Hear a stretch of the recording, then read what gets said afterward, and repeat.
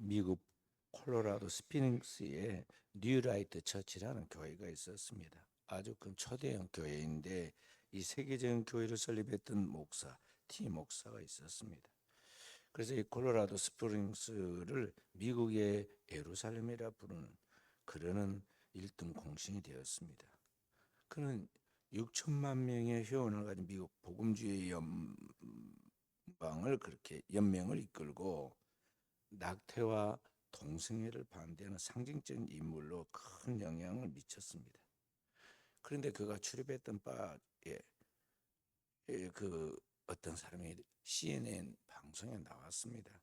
그 출입했던 바가 어떤 바냐면 동성애자들이 출입하는 바였는데 그 바에서 이 사람이 이 T 목사가 자기 섹스 파트너였다고 고백했습니다. 그래서 그동안 복음주의에 큰 영향력을 미쳤던 그 지역뿐만 아니라 미국의 복음주의 모든 교회의 전도에 큰 장애물이 되고 말았습니다. 25년 전 2000년대 말이죠. 우리나라에서도 가을에 연예인이었던 홍석천이라는 대머리 깎은 그 사람 있었잖아요. 그분이 커밍아웃을 했습니다. 자신의 동성애자임을 밝힘으로 자신의 정체성을 용기 있게 드러냈는데 사회적 큰 충격을 받았습니다. 최근에도 보니까 그 사람이 대통령 자영업자들 모임에 나와가지고 또 옆에서 뭐라고 하는 그런 모습도 보이는데 우리 사회가 그래도 괜찮은 그러한 사회가 되었구나 하는 것을 느낄 수가 있었어요. 그러기 전에 1995년대에 우리나라의 연세대학교에 동성애자들 모임이 생겼는데 컴투더라는 그러한 컴투게더라는 동성애자들 동아리가 생겼고 1999년도에는 서울에 있는 서울대학교, 우리나라의 대표적인 대학에는 서울대학교도 마음 006이라는 동아리가 생겼는데 학생 동아리로 학생회에 지원을 받으면서 학교의 재정 지원을 받으면서 활동하는 그런 모임이 있었습니다.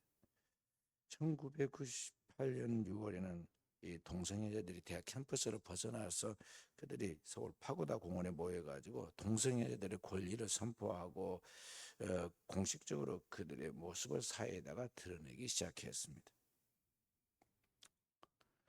세상에 빛을 비치는 지도자들을 기르는 장로교 교단의 장자교단이라 불리는 우리 교단 총회 산하에 있는 장례신학대학교가 광나루 신학대학교라고도 하는 이 장례신학대학교에 채플 시간이 끝나고 나니까 몇몇 학생들이 앞으로 나와가지고 동성의 그러한 상징이 무지개 깃발을 들고 나와서 펼쳤어요. 그리고 그걸 자랑스럽게 그들이 사진을 찍어서 올렸는데 그것 때문에 난리가 났습니다. 그리고 그들을 학칙에 따라 징계를 하기도 했죠. 우리 기독교 대학이 한동대학교에서도 동성애자들이 문제가 되어서 그것을 학교에서 제재했더니 그들이 법정으로 그걸 끌고 가서 부당하다고 그렇게 고발했습니다. 이보다 앞서서 1973년에 미국 의사협회에서는 동성애를 질병으로 보는 그동안의 견해를 버리고 그냥 단순한 성적 지향이라고 그렇게 보기 시작했습니다. 그래서 그에 따라 20세기 후반에는 전 세계적으로 동성애를 성적 표현의 한 형태로 그렇게 가볍게 생각하고 미화했어요. 그 도리어 그들을 사회 일원이라고 그들의 인권을 보호해야 한다는 목소리를 높이기 시작을 합니다. 교회들도 진보적인 교회들은 성향의 교회들은 동성애를 뭐라고 이야기하냐면 마치 왼손잡이가 있듯이 왼손잡이를 받아들여야 하듯이 이 동성애를 그냥 특별하게 보지 말고 그들에 대해서 그럴 수 있다고 생각하고 관용적으로 받아줘야 한다고 그렇게 이야기했어요. 그리고 교회에서는 그들도 기름 부어서 목사가 될 수 있도록 성직을 개방시켜야 한다고까지 주장했습니다. 그래서 1972년도에 네덜란드에서는 지난주에 말씀드렸던 그 자살에 대해서 이야기할 때 제가 안락사를 세계 최초로 20년 전에 시행했던 나라가 이 네덜란드라고 그랬잖아요. 네덜란드가 진보적인 개혁교회 총회에서 이 동성애자들 문제를 뭐라고 표현했냐면 1944년도에 2차 대전 때 유태인들을 바라볼 때 그들을 편견으로 바라봤던 것 같이 지금 이들에 대해서 좀 그 사람들이 편견으로 유대인들을 미워했듯이 그들을 미워하는 것이다. 그렇게 이야기를 했어요. 이게 계속해서 발전해 갑니다. 그래서 2006년도에는 미국 장로계, 우리가 같은 교단인 미국 장로 PCUSA라고 부르는 이 장로계 총회 217차 총회에서 지금 236차 총회가 진행되고 있는데요. 이 미국의 총회에서 동성애자들을 안수를 주어서 목사를 만들 것이냐에 대해 큰 이슈가 생겼어요. 그래서 동성애자들에 대한 안수 문제에 대한 특별한 신학 연구회가 구성되어서 그들로 하여금 연구회라고 할 때 10년 만에 연구가 나왔는데 10년 만에 2015년에 미국 장로교 총회에서 동성애자들 안수 문제를 동성 결혼과 함께 안건으로 상정했는데 어찌 됐을까요? 통과됐어요. 이 371표 대 반대 238표로 결국 찬성되었습니다. 그래서 2011년 미국 장로교 총회에서는 동성애자를 목사가 되는데 인정하고 표결로 인정해 주었어요. 그래서 이후 미국 사회 전반에서 동성애를 죄라고 교육하면 법으로 차별이라고 하여 벌금을 물게 하고 직장에서는 그런 사람들은 파면을 시키도록 그런 세상이 되고 말았던 것이죠. 그래서 오늘 세상이 지금 그렇게 돌아간다는 걸 우리가 알아야 합니다. 이 동성, 옛날에는 동성애 그렇게 부르지 않고 변태 성욕자, 변태 막 이렇게 불렀는데 지금은 아주 동성애라 부르죠. 호모, 섹슈얼리티라고 하는데요. 호모, 같은 성향끼리 성적인 그런 것들을 행한다는 것이죠. 동성끼리의 성행위를 호모섹수얼리티, 동성애라고 그렇게 부릅니다. 구체적으로 이 동성에게 성적으로 끌리는 성향이 있다는 것인데 그게 더 나아가서 동성끼리 서로 그냥 좋은 호감 정도만 있는 것이 아니라 그들 간의 성적인 관계를 하는 행위로까지 나아간다는데 여기에 지금 문제가 있다는 것이죠. 그런데 그렇게 된 원인이 어디에 있는가에 대한 그들의 분석이 뭐냐면은 선천적이고 유전적인 요인이 있다고 그렇게 그들은 주장을 합니다. 그러니까 원래 창조주가 사람을 만들 때 그렇게 만들어 두었다는 것이죠. 또 하나의 설은 뭐냐, 후천적인 요인으로 의해서 생긴다는 주장이었어요. 그러니까 사람들이 살아가면서 심리적으로 환경적인 요인에 의해서 이런 일이 생긴다는 거죠. 그러니까 처음부터 아예 이성적으로 그렇게 생긴 것이 아니라 오늘 생물학적으로 완전히 동성애자들은 유전자의 패턴과 배열이 달라가지고 동성애를 유발하게 만드는 그런 것이 됐다는 그런 이야기인데요. 이게 과학적으로 맞지 않고 그런 것을 입증하는 과학적인 충분한 연구가 나오지 않았어요. 근데 지금 어떻게 되느냐? 그냥 내가 남자가 싫다, 나 여자다 그러면요, 나는 여자인 거예요. 그래서 그 남성과 여성에 대한 그런 성징의 표시, 그런 것들을 성기를 제거하지 않고도 남자들이 여자처럼 옷을 입고 거리를 돌아다닐 뿐만 아니라 가서 자기 운동을 할 때 달리기도 하고 복싱도 하고 다 해도 괜찮다고 그래가지고 해요. 그런데 이게 원래 하나님이 사람을 만들 때 남자들은 가서 일하고 전투를 했을 때 체구가 다르게 해놨단 말이죠. 그런데 그 남자가 가서 막 여자를 막 때리면 그게 견뎌내겠어요? 그래서 막 권투로 나왔는데 남자가 나왔어요. 자기는 여자라는 거예요. 그래서 한 방만 제대로 맞으면 얼굴이 함몰돼 가지고 도저히 생명을 잃어버릴 것 같은 게 치는 거죠. 그러면 혼자는 이겼다고 그러고 말이에요. 지금 그런 세상이 되었어요. 자, 그런데 성경은 뭐라고 말씀하느냐? 성경은 동성애를 뭐라고 부를까요? 영어로 뭐라고 하느냐고. 소돔이라고 그래요. 소돔. 이 소돔이라는 말은 구약 성경 창세기 19장에 나와 있는 소돔에서 나온 말이에요. 소돔의 성에 있던 젊은이들이 롯의 집에 어느 날 찾아왔습니다. 새로운 미남 남자들이 찾아왔다는 거죠. 그들에 대하여 사실은 누구예요? 롯을 만나기 위해 천사들이 지금 찾아왔는데 천사들이니까 상당한 미남들이었을 거 아니에요? 그러니까 그 새로운 이방인이 왔는데 그들에게 성적 호감을 불러일으켰던 거죠. 그래서 그들을 불러내라. 밤중에 찾아와 가지고 우리가 그들과 상관하리라. 그래서 상관이라는 거기 원어 영어 성경에 뭐냐면 섹스 인터코스 하겠다. 성적으로 관계를 하겠다 그러면. 근데 그 결과 이 소돔성이 어떻게 되느냐? 불로 심판을 받아서 멸망하게 되죠. 자, 그래서 오늘 여기 인간의 정말의 타락의 마지막 징조, 하나님의 마지막 심판에 대한 징조, 여기 보면은 이 성적 타락의 징조가 여기에 동성애, 소돔이라는 말이죠. 원래 여기 상관하리라 그 히브리 원어는 뭐라 쓰냐? 야다라고 써져 있어요. 이 야다라는 말은 안다 그런 뜻이거든요. 그런데 이런 것이 오늘 섹스 인터코스라는 말처럼 성관계한다 그런 것만의 뜻은 아니에요. 충분히 안다는 거죠. 남편이 아내를, 아내가 남편을, 또 우정적인 친구끼리도 30년 된 그런 친구들은 서로에 대해서 다 안다고 할 때 그럴 때 야다라고 말하기도 합니다. 성경에는 야다란 말이 934번이 나와요. 그 중에 여기 부부의 성적인 관계를 뜻하는 말은 12번 나옵니다.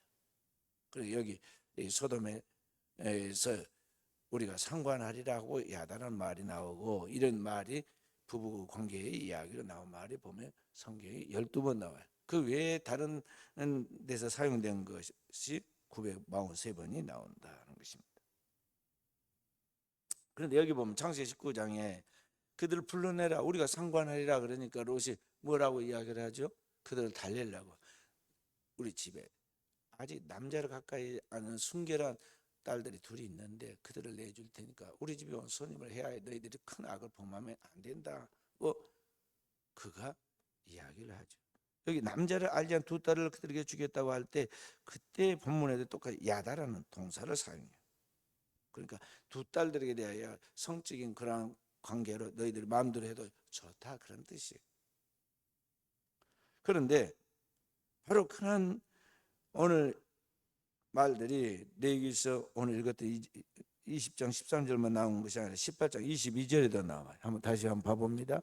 아까 레위기를 다시 가서 한번 봅니다. 레위기 18장 22절 함께 너는 여자와 동침한 같이 남자와 동침하지 말라. 이는 뭐라고 그랬어요? 가증한 것이다. 그래. 가증한 것이다. 아까 20장 13절에 누구든지 여인과 동침하든 남자와 동침은 둘 다 가증한 일을 행함인즉 반드시 죽일지니 자기의 피가 자기에게로 돌아가리라 그랬어. 그러니까 오늘 성경 우리에게 이야기하기를 남자가 여자와 서로 결합하듯이 남자가 남자로 둘이서 그러한 짓을 하면 이건 가증하다. 아주 수치스럽고 증오스러운 그런 있어서는 안 될 일이다 그런 말. 그래서 이들은 둘 다 죽이라고 그랬습니다. 그런데 그 이야기가 이 출애굽 때 나왔던 이 레위기서인데 1400년이 지나가지고 신약 시대 예수님 당대 그 초대교회 거기에 또 이야기가 나옵니다. 그리고 오늘 로마서 1장에 보면 그 똑같은 이야기가 나온 것을 볼 수가 있어요. 고린도 6장 9절에는 뭐라고 나오느냐? 남색하는 자는 하나님의 나라를 유업으로 받지 못한다 또 그랬어요. 남색하는 자 알세노코 알세노 코이타이라는 헬라어예요. 알세노 코이타이라는 이 말은 방금 이야기한 이 동성애를 말하는 것인데 이걸 보고 그 당시에는 초대교회는 뭐라고 그러냐면 남색하는 자 그랬어요. 남자가 남자를 밝힌다 이거죠.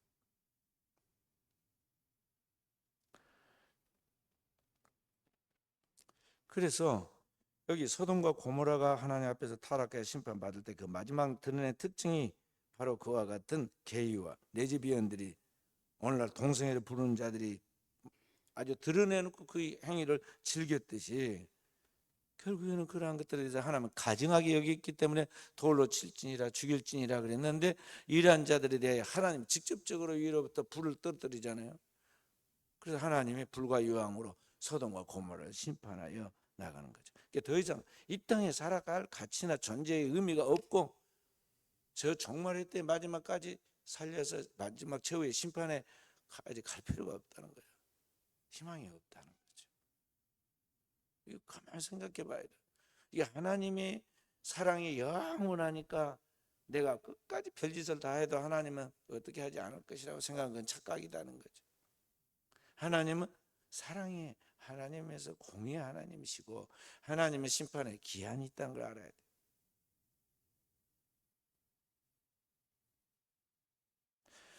자, 여기에서 천사들이 강제로 손을 잡아가지고 끌어내 살리는 사람들이 나옵니다. 롯과 그의 가정에 롯의 아내와 두 딸들이에요.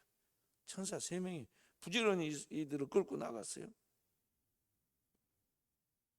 참 엄청나게 은총을 입은 기적적인 사람들이에요. 그래서 그렇게 구원받은 그들도 나중에 나가서 부끄러운 후손을 낳습니다. 왜냐하면 보고 들은 것이 맨날 이런 이상한 것만 보고 듣고 살았거든요. 환경이 중요해요. 어떤 환경 속에 우리가 살아내야 얼마나 중요하냐는 거죠. 왜 하나님 이스라엘 백성들이 저 풍요의 땅 나일강 하우의 그 들판에 살게 하지 않고 그 이집트 기름진 그 고센 땅에서 출애굽에서 나와서 약속의 땅 가나안이라 부르는 그 땅에 들어가게 하고 그 땅에 살 때 이미 그 민족들 이미 그때 살고 있던 민족들은 심판에 진멸하여 내쫓고 죽이고 그 땅에서 하나님이 약속한 아브라함 후손들을 그 땅에 살게 하였는가 그 의미를 알아야 돼. 구별시키는 거예요. 그리스도인은 땅에 살고 있지만 항상 하늘에 속한 사람들이고 그리스도인이 왜 주일마다 예배 때마다 교회에 와가지고 거룩한 삶을 몸에 익히고 성도의 공동체를 통해서 하나님의 거룩한 백성으로의 삶을 익혀가야 하는 걸 우리가 알아야 한다는 것이죠. 롯의 가정에 그 백성들 후손들이 나중에 롯의 큰딸이 모압이고 그 민족이 작은 딸이 암몬이. 그리고 놀라운 일은 뭐냐면 애굽 사람들도 10대 후에는 하나님의 총에 이스라엘 총에 들어와도 된다고 그랬어요. 그런데 모압과 암몬 자손은 아브라함과 천수가 실제적으로 롯과 아브라함은 뭐예요? 조카예요. 그러니까 아브라함이 조카니까 뭐 아주 가까운 집안이라고. 그런데 뭐라고 하냐? 그 부정한 후손인 아브라함의 조카 롯의 가정에 그 후손들 모압과 암몬의 후손들은 하나님의 여호와의 총에 영원히 들어오지 못한다 그랬어요. 그러니까 가증하니까 진멸하라 죽여라 그렇게 말씀하신 하나님이시잖아요. 일맥상통하잖아요. 그러니까 그 후손들은 영원히 하나님의 거룩한 백성으로 돌아올 가능성이 없다는 거예요. 그래서 하나님의 나를 유업으로 받지 못한다는 것입니다.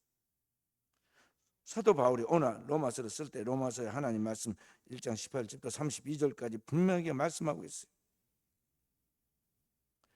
이 동성애가 말이 그럴듯하게 동성끼리의 그런 아름다운 사랑이 그저 미워하고 그런 영화가 투모로우 같은 막 영화들이 막 시중에 나와서 사람들이 보게 하고 그런 연속극이 나와가지고 많이 보고 그러잖아요.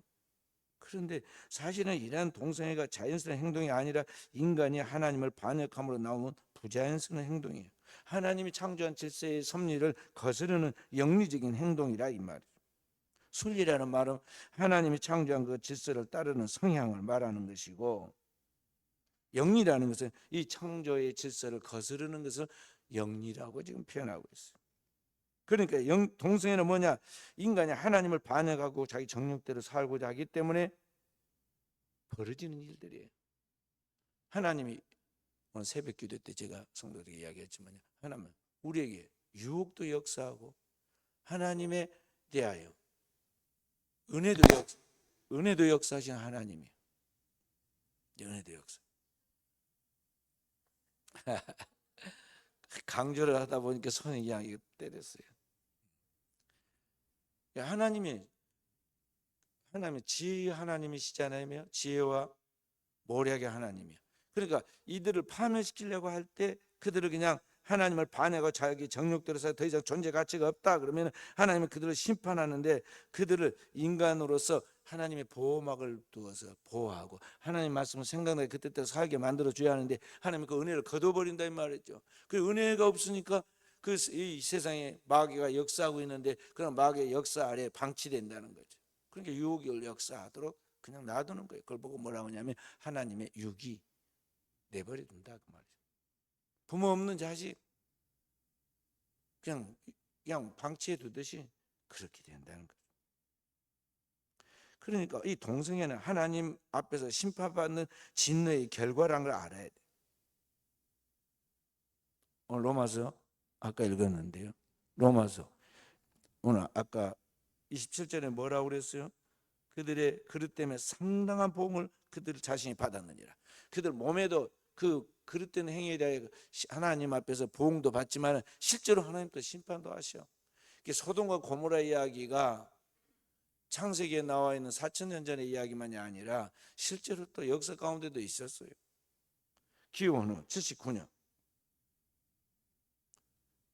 오늘 현재 이탈리아 동남부에 있는 로마 휴양지가 있었습니다. 로마 상류층 사람들만 가는 고급 휴양지가 있었는데 아름다운 항구 도시인 폼페이라는 도시예요.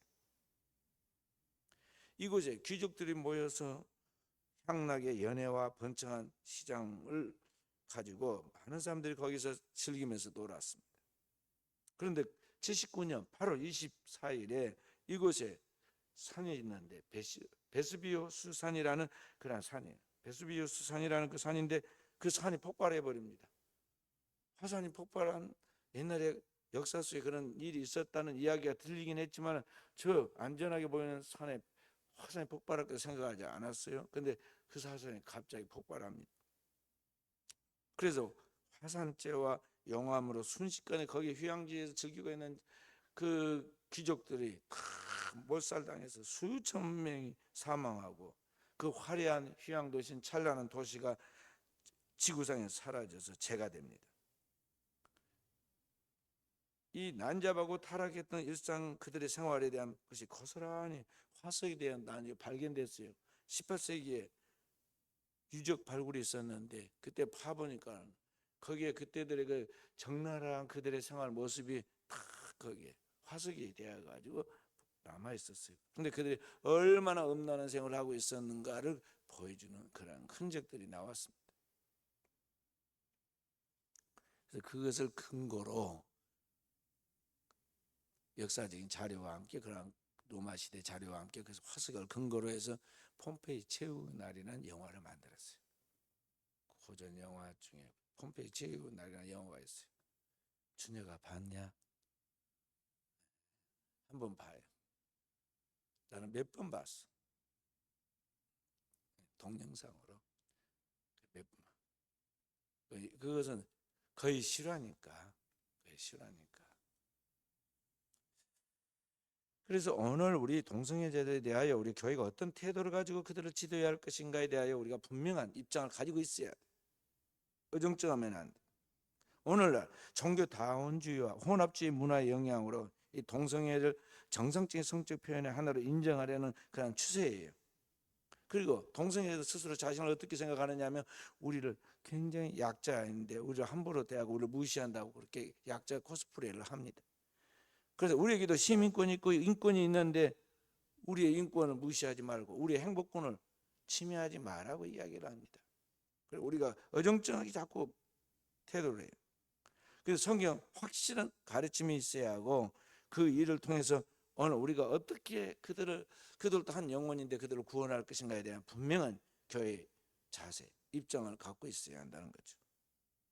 첫째는 이들의 영혼을 우리가 근본적으로 긍휼히 여겨야 돼요. 그들도 하나님의 한 백성이고 그들도 구원받아야 하는 대상이라는 걸 알고 그들이 구원받아야 하는데 오늘날 그런 잘못된 미혹에 빠져가지고 인생을 망치고 있고 자기의 몸을 망쳐서 병들어 있고 그들의 미래가 아주 우울하게 돼 있잖아요. 그러니까 그들을 긍휼히 여기라 이 말이에요. 그리고 그들을 연민하면서 그들을 어떻게든 치료받도록 만들어 줘야 돼.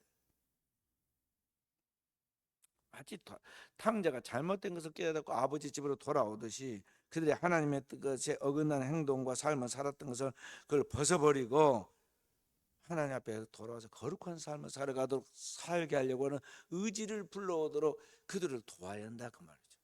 무조건 정죄하거나 그들을 배격하는 것이 아니라 그들에게 도와줘야 한다.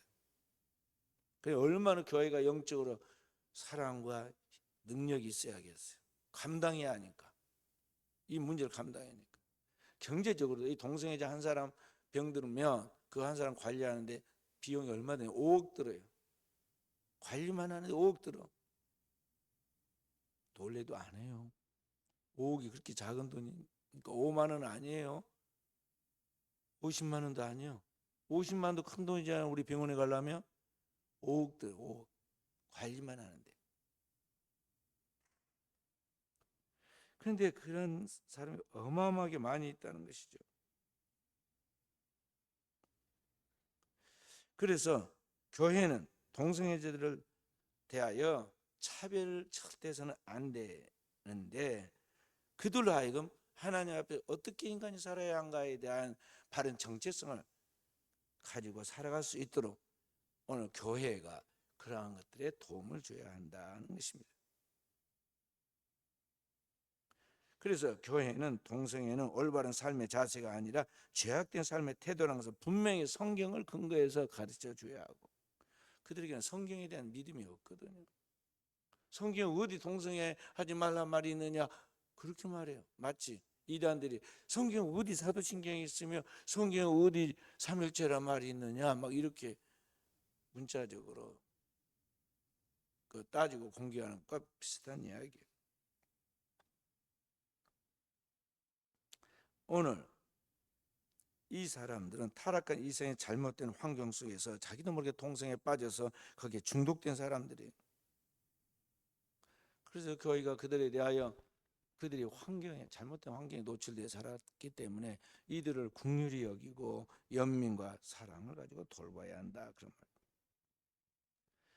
동성애자들은 하나님이 창조한 창조 섭리에 따라서 창세기 1장 27절 28절에 뭐라고 그랬어요?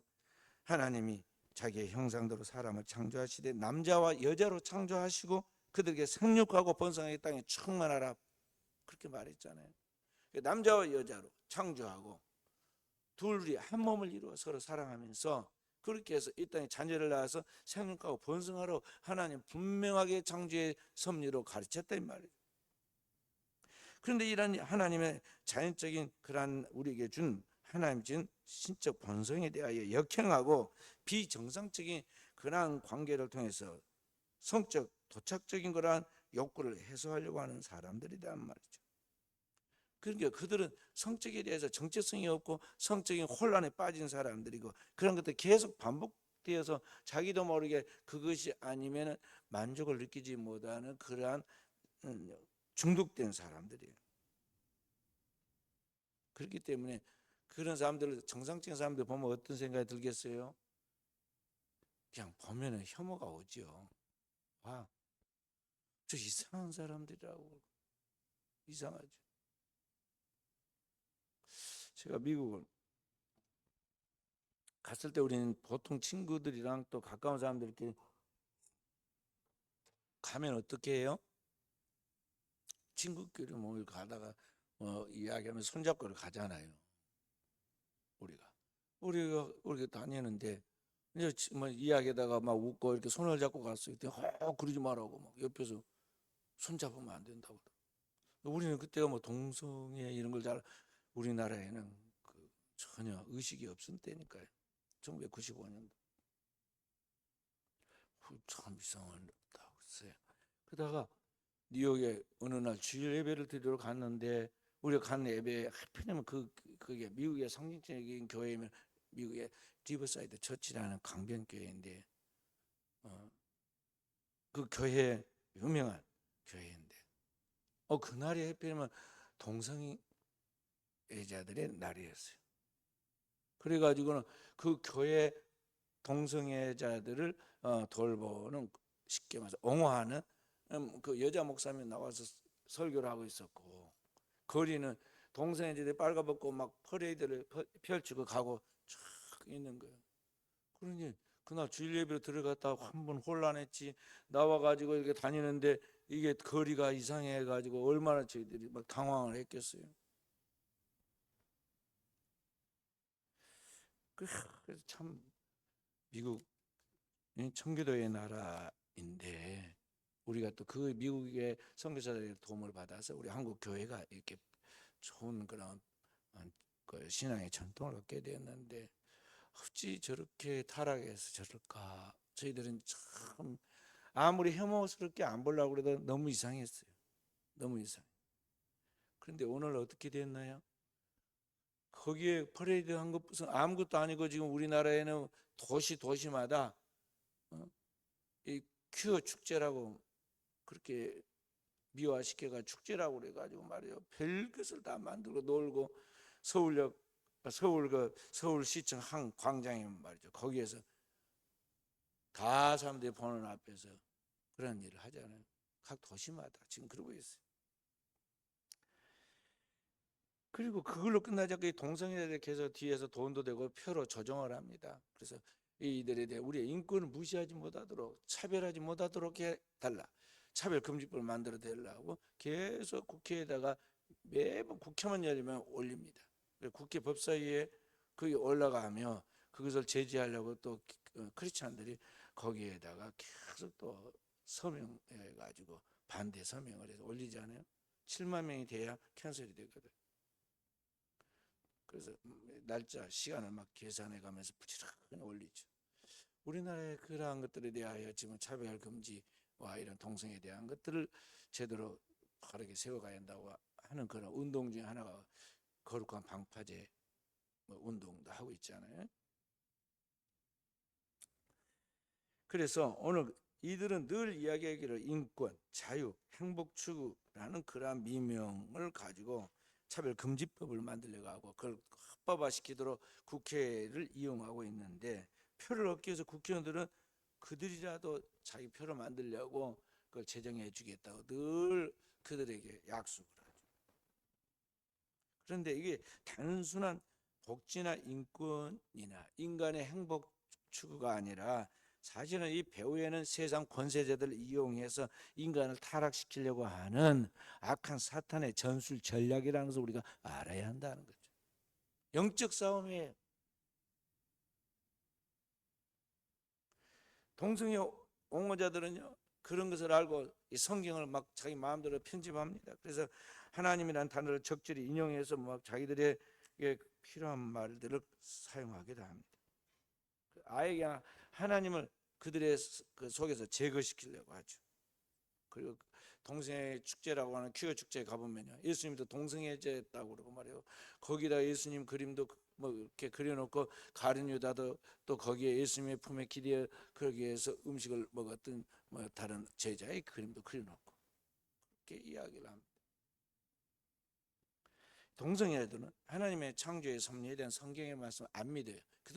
그들의 사상 기저에는 뭐가 들었냐면 잘못된 사상이 이 진화론이 딱 그들의 속에 토대 자리 잡고 있어요.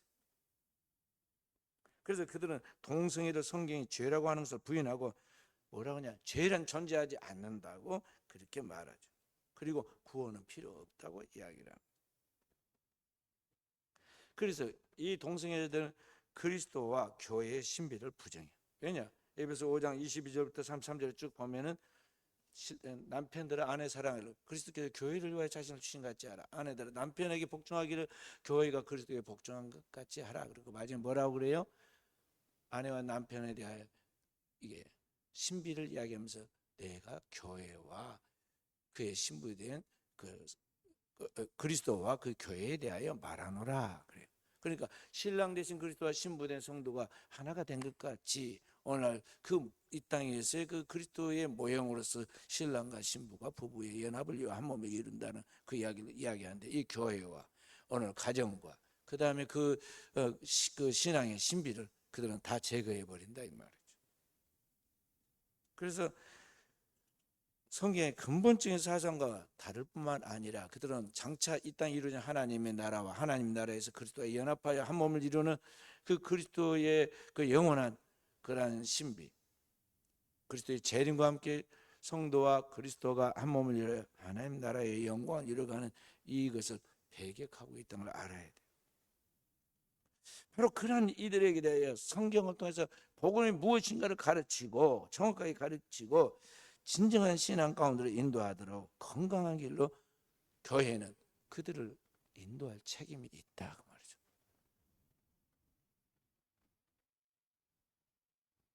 그래서 교회는 그들의 이웃이 대해서 도와야 하는 것입니다. 그래서 자기 의지로 이걸 벗어버리려고 그래야 돼요. 본인이 스스로 그걸 벗어버리려고 의지를 갖고 노력하지 않으면 절대 이 동성에 빠져나올 수가 없습니다. 그러니까 그들로 하여금 그들 잘못된 환경 속에서 그러한 일들을 저지르기 때문에 거룩한 환경으로 인도해야 하고 환경을 조성해야 하고 그들이 인간의 힘의 한계를 벗어나는 이 문제를 너 스스로 해결할 수 없으니 하나님께 기도해라. 성령이 너희 연약함을 도와주신다고 중보기도해 줘야 하는 것입니다. 우리나라에 한때 40살이 넘도록 동성애자로 살다가 스스로 의지를 끊지 못하던 한 사람이 이렇게 복음의 말씀을 듣고 거듭났어요. 거듭나서 이거 내가 너무 잘못된 삶을 살고 불행한 삶을 살았구나 생각하고는 그가 뭐 됐느냐면 그때부터 신학을 공부했고 목사가 되고 그리고 이 동성애를 끊고 동성애자들을 바른 길로 인도하는데 열심히 사역을 하다가 이제 하나님의 부름을 받은 사람이 나옵니다. 이요나 씨라는 분인데 이요나 자기 이름을 이요나라고 붙였어요. 그래서 교회가 그 역할을 해야 한다는 거죠. 그분들에게만 맡겨서 될 일이 아니고 교회가 이러한 일들을 해야 한다.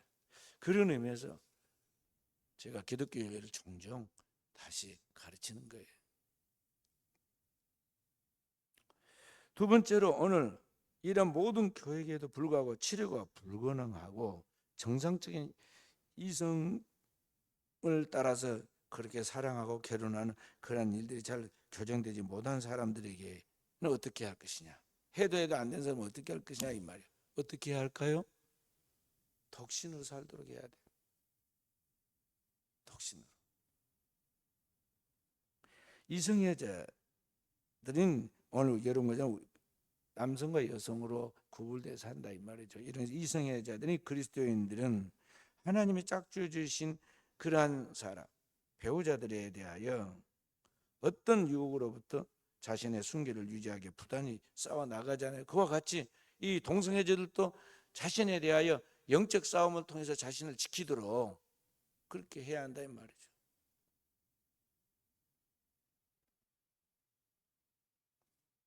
제가 뉴스를 보니까 말이죠. 홍석천이가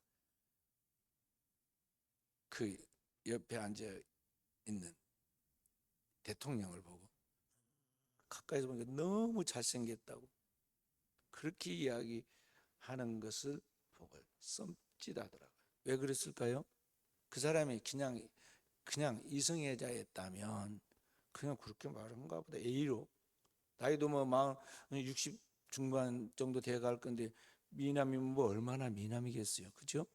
나이 쉬우만 되면 남자나 여자나 다 똑같아지는데 그런데 그런 말을 하니까는 썸짓해졌어요. 왜 그럴까요? 그가 동성애자이기 때문에 그런 거죠.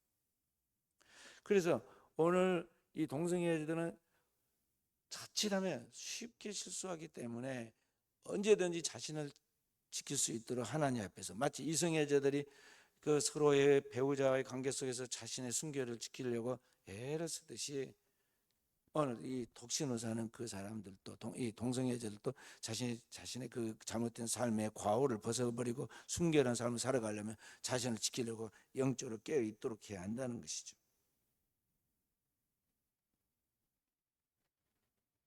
왜냐? 이게 단순한 성적 취향이나 그런 게 아니에요. 이 문제가 영원으로 이어진다 이 말이죠. 뭐라고 그랬어요? 하나님 나를 유업으로 얻지 못하느니라 그랬어요. 하나님이 최후의 심판의 마지막 징조 이거 특징이기 때문에 하나님이 바로 심판하시잖아요. 이 영원히 죽고 사는 문제가 달려 있다는 거죠. 그렇기 때문에 이것을 단호하게 해야 돼요. 인간의 삶의 목적은 단순한 행복이 목적이 아니라 이 땅에서 거룩하게 사는 거예요. 하나님 뭐라고 하면 나 여호와 거룩하니 너희도 거룩하라 그러죠.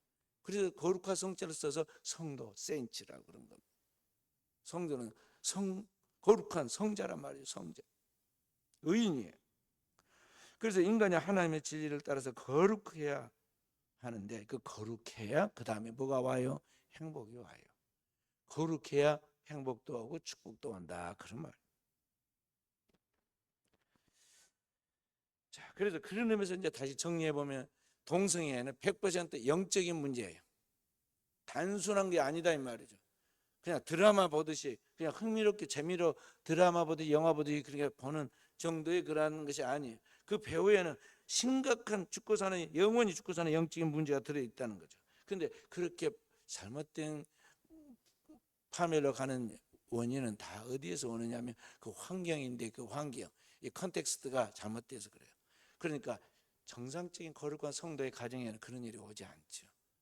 비정상적인 가정, 역기능적인 가정에 반드시 이런 문제가 생긴다 이 말이죠.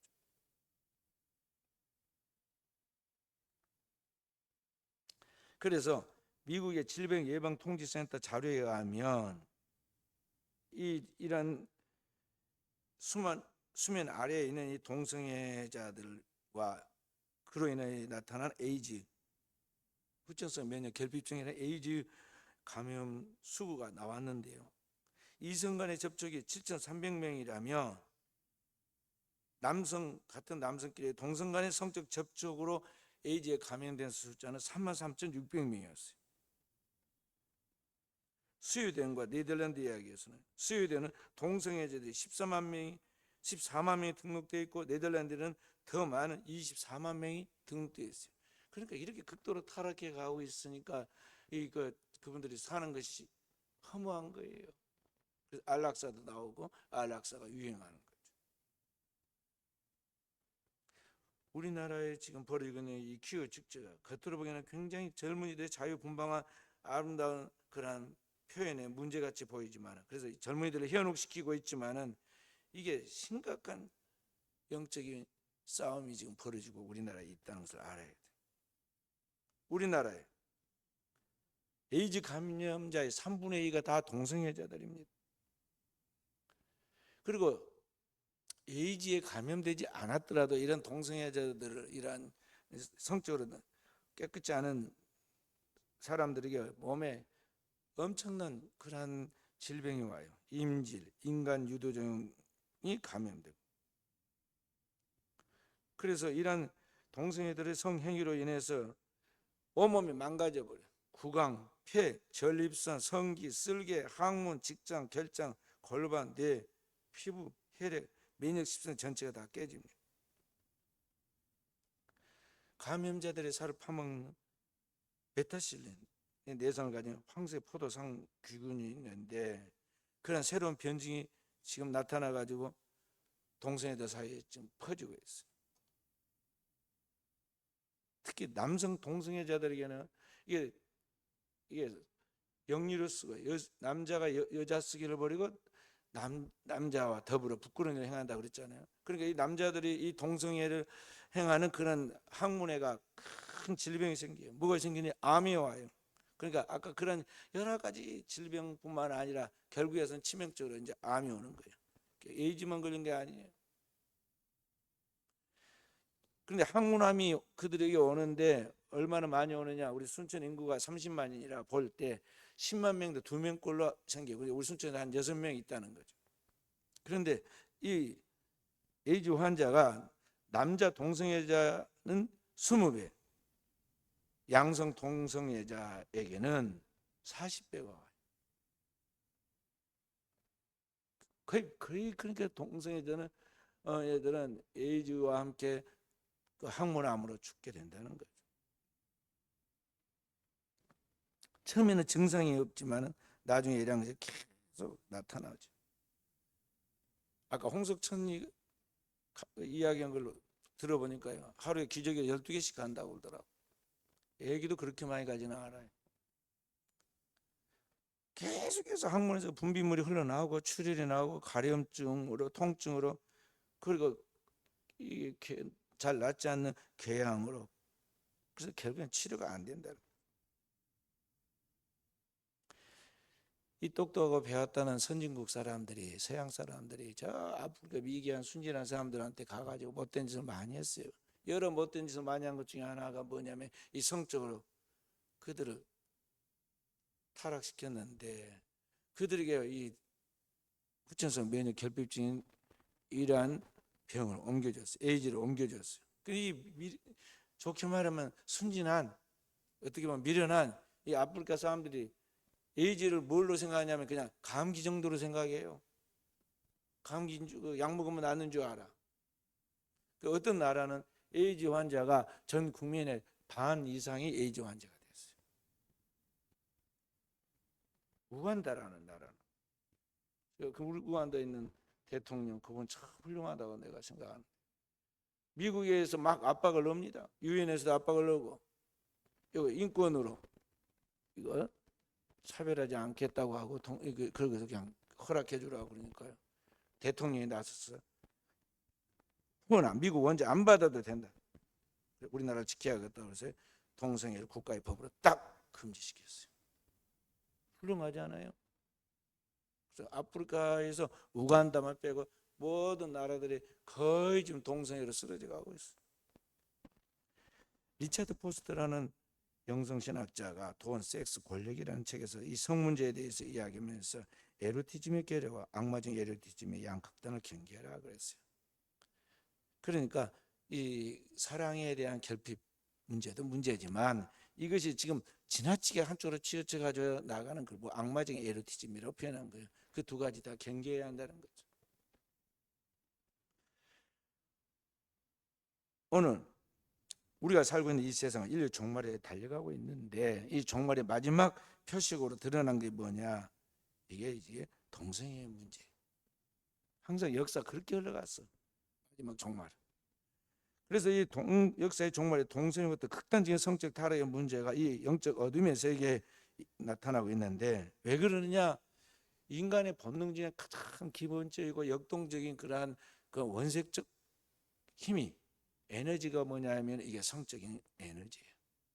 그래서 인간이 하나님의 창조의 섭리 속에서 남성과 여성으로 지어서 결합하여 한 몸을 이루고 그 영원한 하나님 나라에까지 이어지게 했기 때문에 이것을 바르게 사용되고 바르게 가야 하는데, 이게 흐트러지게 되면 이게 악마적인 그러한 영향을 나타낸다 이 말이죠.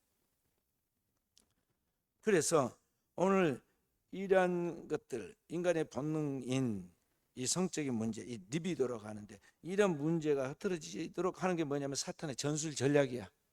어떻게든지 타락시키려고 하는 거죠. 이 공산주의가 사탄의 사상 전술 전략에 먹혀서 거기 되는 게 공산주의 국가이듯이, 이 공산주의 국가가 이제 다른 나라를 침투하거나 다른 나라를 넘어뜨려고 할 때 반드시 쓰는 방법은 뭐냐면 이 동성애를 퍼뜨리는 거예요. 그리고 상대 나라의 적국의 수장들이나 그들에 대한 정보를 사용할 때 마지막 쓰는 숨어있는 비기 중에 하나가 그게 미인계거든. 그게 동성애나 똑같은 건 성적인 문제 아니에요. 그게 사탄의 전술 전략 속에 그게 들어있다 이 말이에요. 그래서 오늘 이런 계략에 빠져서 한 번, 두 번 계속 중독되면 이제는 인간의 힘으로는 도저히 거기서 빠져나올 수 없는 한계에 부딪힌다는 거죠. 그래서 이런 사람들에 대하여 우리가 스스로도 경계하고 그러한 문화 속에 들어가지 않도록, 환경 속에 들어가지 않도록, 그러나 들어가는 사람들 교회가 바르게 인도해 나갈 수 있도록 우리는 뭘 해야 할까요? 기도해야 돼요. 그들을 감당할 수 있도록, 그들을 구원할 수 있도록 하나님 도와주시도록, 성령만이 이 문제를 해결할 수 있으므로 성령이 함께 해주시도록 기도해야 하고, 성경의 가르침대로 차곡차곡 기초부터 가르쳐야 돼요. 전능하신 하나님만이 이 모든 것을 해결할 수가 있어요. 주님 안에는 해결 못하고 아무것도 없어요. 주님의 십자가의 보혈은 모든 것을 치유하고 그의 영이신 성령 모든 사람을 변화시켜 새로운 피조물이 되게 하심으로, 오늘 성도는 그 전능하신 하나님 앞에 기도하고 그의 보혈의 십자가의 복음의 말씀으로 선포하여 가르치고, 그 성령의 금연 하나님의 말씀을 따라서 오늘 또 우리가 하나하나 우리가 치유해 나갈 때 어떤 사람들, 어떤 환자들도 다 구원해낼 수 있다는 걸 알고 우리가 그런 힘을 갖고 나아가는 깨어있는 종들이 되어야겠어요. 중요한 것은, 오늘 그리스도인의 가장 중요한 것은 의학과 똑같아요. 병 들어갖고 고쳐갖고 감사합니다 할 필요 없어요. 제일 중요한 건 뭘까요? 예방이야. 병 안 들어야 돼. 사고 안 나야지 뭐 고쳐갖고 깨끗해졌다고 그래봐야 털털거려요 나중에. 그러니까 첫째는 예방이 가장 중요하다. 그 다음에 사고가 났어. 어쩔 수 없이 사고가 났단 말이죠. 저 차도 총회 갔다 오니까 저기 안전하다고 팔마 체육관에다 받치자고 그러더니 우리 노예관에다 받치면 차라리 좋았을 것인데 거기다 받치자고 그래서 받쳤더니 내 차만 때려 받아 부고 갔어요. 누가? 그것도 입구 앞에다가 놔뒀는데 그 CCTV가 없대요. 무너져라고 하소연할 수도 없어. 경찰이 와서 조사했는데 여기는 CCTV가 없다고. 내 차는 또 6시간밖에 녹화가 안 돼. 그러니까 바로 부딪혔을 때 바로 그 봤어야 안 돼. 3일을 지나고 나니까 이게 지워지고 없다는. 어찌됐든 그 다음에 어쩔 수 없이 그렇게 사고가 났을 때는 어떻게 해야 돼요? 고쳐야지. 그러니까 그렇게 문제가 생겨서 나간 그 사람들은 내 힘으로는 안 되니까 하나님의 전능한 하나님의 사랑으로 긍휼히 여기고 하나님의 말씀으로 복음으로 그를 바르게 가르쳐서 지도하고 그렇게 그들을 거룩한 공동체 안에서 치유되도록 우리가 돌보아서 그들을 하나님의 백성으로 살아가도록 성령에 충만하여 이 그 죄악된 근성을 끊고 나갈 수 있도록 우리가 도와야 한다는 것입니다. 그 은혜를 제대로 받으면 이게 확실히 이제 치유가 됩니다. 사람은 진짜와 가짜가 구별이 오거든요. 그래서 옛날에 그게 최고인 줄 알고 최고의 행복인 줄 알고 그런 일들을 했지만은 은혜를 받고 나면요 성욕보다 더 강한 것이 하나님의 은혜라는 것을 알게 돼요. 그 하나님의 은혜를 통해서 영적 만족을 얻게 되면은 이런 육체의 감각적인 것은 아무것도 아니다는 걸 알아요. 그 은혜를 받으면 술을 끊지 않아요. 은혜를 받으면 담배를 멀리하지 않아요. 은혜를 받으면 이런 타락한 그런 죄성적인 죄악된 근성인 죄악된 성적인 성향을 스스로 제거하게 된다 이 말이죠. 그래서 그 영혼이 그리스도 안에서 새로운 삶을 살아갈 뿐만 아니라 그리스도의 형상으로 성화되어서 세상 속에 그리스도를 보여주는 이러한 사람들을 주께로 인도하는 길잡이가 되는 축복이 나타나도록 교회가 그 역할을 감당해야겠어요. 오늘 우리 한국 교회가 세계 교회가 다 차별금지법을 통과시켜 가지고 지금 타락해서 지금은 이제 한번 방축이 무너지듯이 해결이 안 되고 후회를 해도 이게 바로잡히지 않지만 우리 한국교회는 아직 무너지지 않았습니다. 한국교회만큼은 결코 그런 무너지지 않고 거룩한 그런 교회로서의 사명을 감당하여 영혼들을 주께로 인도하여 이 민족을 복음하고 우리 민족을 통해 아시아와 세계를 복음하여 이 땅에 하나님의 나라를 도래하게 하는 그 길잡이 역할을 하는 역할을 감당하도록 우리가 그 깨어있는 교회로서의 그 사명을 감당하는 종들이 되어야겠습니다.